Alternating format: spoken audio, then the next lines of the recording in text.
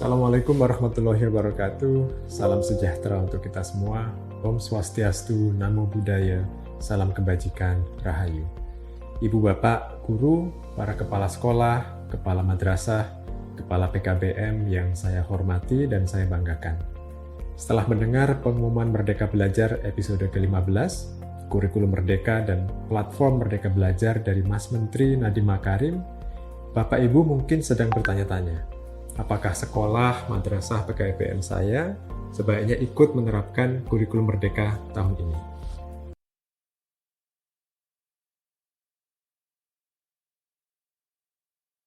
Sebelum memutuskan hal itu, Bapak Ibu tentu perlu tahu apa itu kurikulum Merdeka, apa ciri khasnya, apa karakteristiknya, apa bedanya dengan kurikulum yang sebelumnya, dan apa manfaat yang bisa kita peroleh dengan menerapkan kurikulum Merdeka.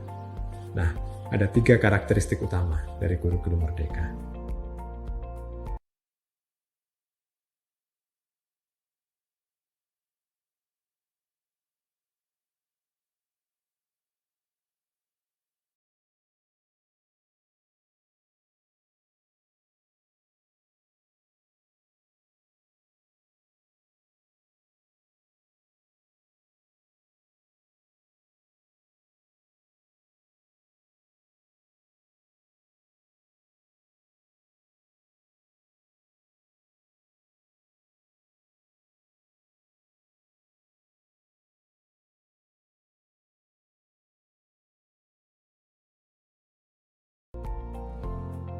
Yang pertama, kurikulum Merdeka lebih fokus pada materi yang esensial.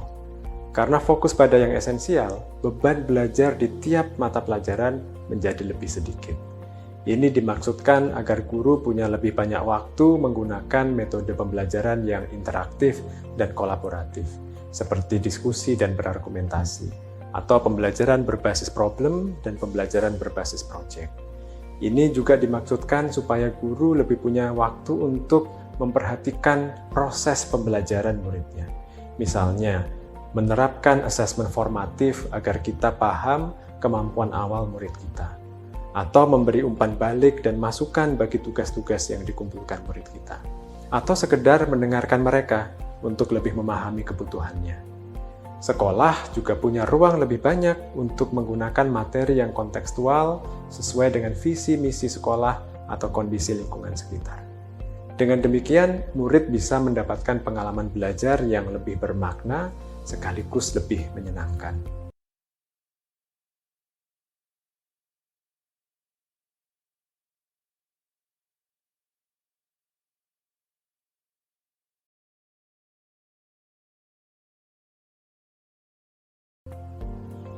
Sementara itu, untuk murid SMA, madrasah aliyah, dan program paket C juga lebih merdeka karena mereka tidak dikotakkan dalam peminatan IPA, IPS, dan bahasa. Di kelas 11 dan 12, mereka bisa memilih mata pelajaran yang sesuai dengan minat dan aspirasi karirnya. Itu karakteristik yang kedua, struktur kurikulum yang lebih fleksibel.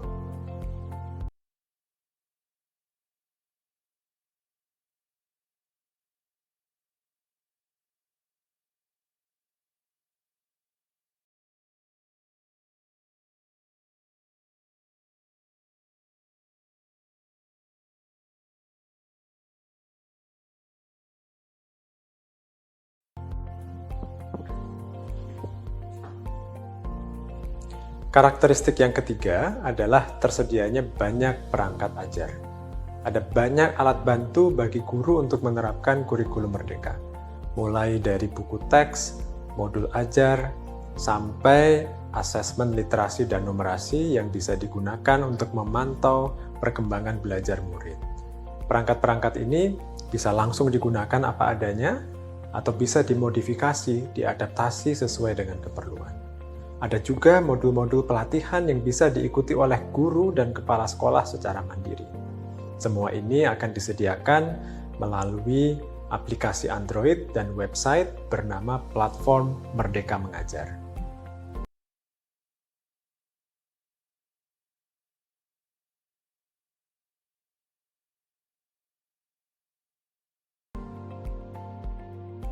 Dengan 3 karakteristik ini, kami percaya bahwa kurikulum Merdeka akan membantu guru merancang pembelajaran yang lebih menyenangkan dan bermakna bagi murid.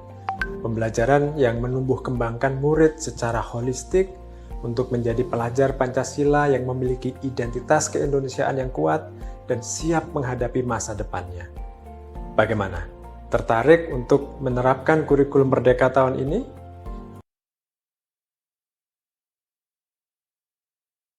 Untuk mempelajari lebih lanjut, silahkan unduh aplikasi Merdeka Mengajar di Play Store dan tonton video penjelasan kami berikutnya.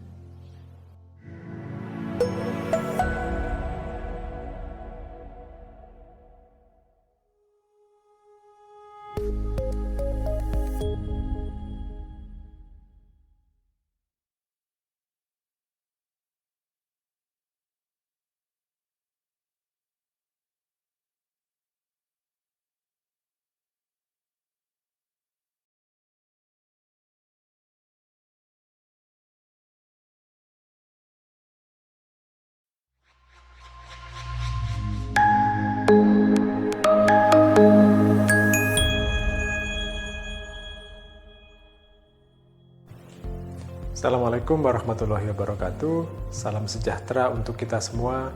Om Swastiastu, Namo Buddhaya, salam kebajikan, Rahayu. Bapak Ibu Guru, para kepala sekolah, kepala madrasah, dan kepala PKBM yang saya hormati dan saya banggakan. Setelah menonton video sebelumnya, Bapak Ibu mungkin sudah lebih mantap untuk menerapkan kurikulum Merdeka pada tahun ajaran 2022 ini. Tapi sebelum benar-benar memutuskan, pastikan bahwa Bapak Ibu memahami perubahan apa saja yang harus dilakukan sebagai konsekuensi dari penerapan kurikulum Merdeka. Konsekuensi yang paling penting adalah Bapak Ibu belajar memahami filosofi dan paradigma yang melandasi kurikulum Merdeka dan menerjemahkan kurikulum Merdeka menjadi kurikulum operasional yang sesuai dengan karakteristik masing-masing satuan pendidikan. Ada 3 hal yang perlu diketahui untuk menerjemahkan kurikulum Merdeka menjadi kurikulum operasional, yaitu menerjemahkan capaian pembelajaran menjadi alur tujuan belajar, merancang pembelajaran berbasis proyek, dan menyusun struktur kurikulum operasional untuk satuan pendidikan. Mari kita bahas satu persatu. Dalam kurikulum Merdeka, kompetensi yang ingin dibentuk dirumuskan sebagai capaian pembelajaran yang lebih terintegrasi. Tidak lagi dibagi antara pengetahuan, keterampilan, dan sikap, karena sebuah kompetensi selalu merupakan perpaduan dari ketiga dimensi itu.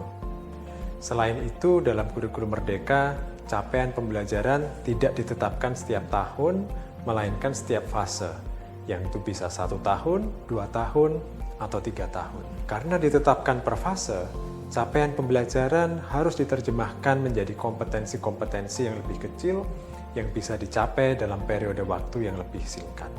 Dengan kata lain, satuan pendidikan harus merumuskan alur tujuan pembelajarannya sendiri.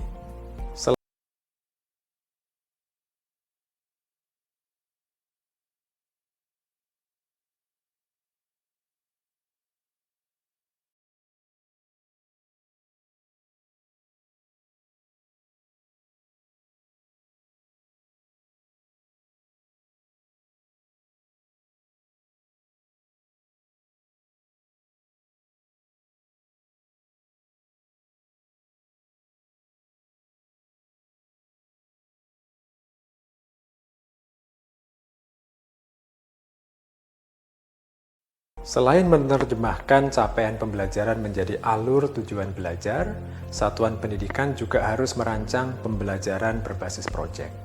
Struktur kurikulum Merdeka dibagi menjadi 2, yaitu intrakurikuler dan co-kurikuler. Bagian co-kurikuler inilah yang berisi pembelajaran berbasis proyek.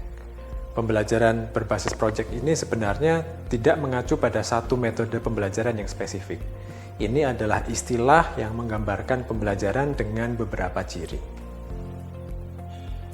Pertama, pembelajaran ini bersifat lintas mata pelajaran, sehingga mendorong murid untuk melihat keterkaitan antara materi dari satu pelajaran dengan pelajaran yang lainnya. Kedua, pembelajaran berbasis proyek bersifat aplikatif, bukan berbasis buku teks saja, tetapi dirancang untuk menyelesaikan problem, menjawab isu tertentu, atau membuat karya seperti karya seni, pertunjukan, atau produk yang bermakna. Dengan demikian, murid melihat bahwa ilmu pengetahuan bisa relevan bagi kehidupan mereka.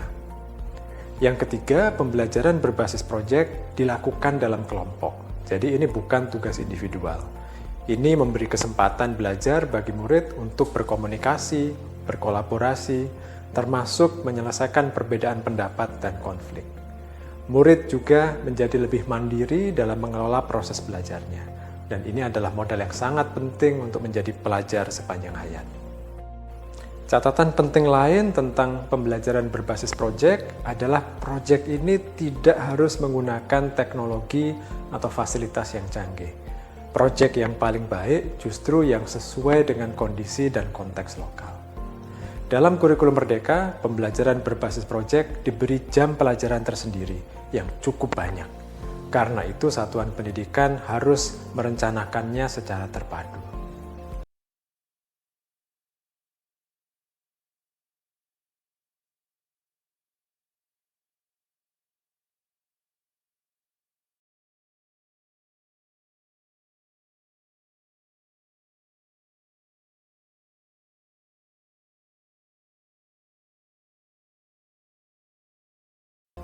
Selain membuat alur tujuan pembelajaran dan merancang pembelajaran berbasis proyek, satuan pendidikan juga perlu menyusun struktur kurikulum operasionalnya. Dalam kurikulum Merdeka, jam pelajaran tidak dikunci per minggu, melainkan ditentukan per tahun. Satuan pendidikan perlu memutuskan bagaimana membagi jam pelajaran ini di dalam kurikulum operasionalnya. Apakah mau dibagi rata setiap minggu, atau mau mencoba model yang berbeda? Ini tentu harus dirumuskan bersama-sama dengan seluruh guru yang akan menerapkan kurikulum Merdeka. Selain itu, ada beberapa perubahan yang khas di setiap jenjang yang perlu diakomodasi dalam kurikulum operasional. Misalnya, untuk SD dan sederajat, ada pilihan untuk memasukkan bahasa Inggris sebagai mata pelajaran pilihan. Satuan pendidikan perlu memutuskan apakah ini sesuai dengan visi misi sekolah, dan jika demikian, persiapan apa yang perlu dilakukan oleh sekolah. Untuk SMP dan sederajat, ada mata pelajaran informatika yang sekarang menjadi wajib. Untuk SMA dan sederajat, tidak ada lagi peminatan IPA, IPS, dan bahasa. Hal ini diganti dengan pilihan mata pelajaran di kelas 11 dan 12. Ini tentu perlu penyesuaian yang kreatif oleh satuan pendidikan.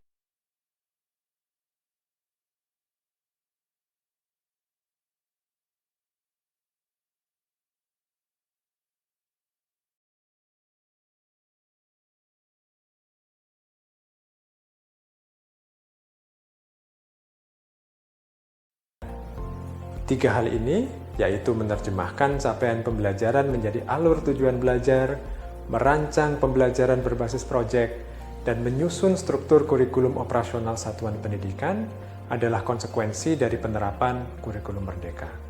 Semua materi yang Bapak Ibu perlu pelajari, mulai dari buku teks, capaian pembelajaran, perangkat ajar, modul, sampai dengan pelatihan-pelatihannya, sudah tersedia di platform Merdeka Mengajar.